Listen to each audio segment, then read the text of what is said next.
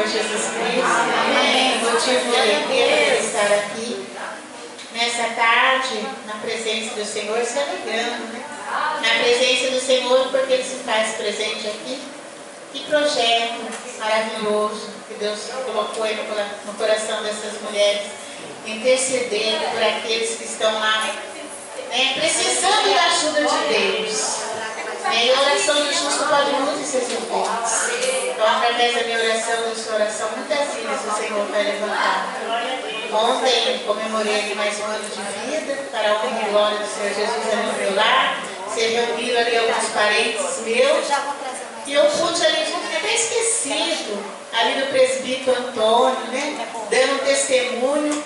E quando ele estava lá fora no mundo da bebida, todo mundo achava que não tinha mais jeito.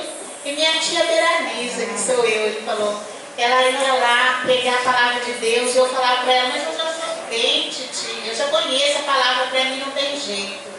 E um dia eu falei para ele falou assim, tia, eu estou lá no fundo do poço. E eu não desistia mesmo, eu era persistente, irmão, persista pela salvação do seu ente querido, do seu vizinho, do seu conhecido, persista. E eu persistia. Mas não foi só o meu persistir, foi a oração de um todo, de quem conhecia, da igreja, de toda a parentela.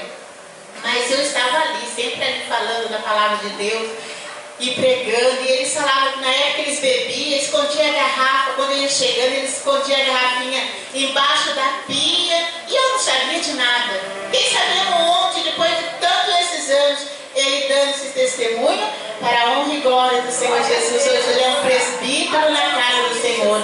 Ele e toda a família servindo a Deus para a honra e glória do Senhor Jesus. Vale a pena nós orarmos sim. Ainda que a situação esteja difícil, ora, porque o Senhor responde no tempo dele. Amém?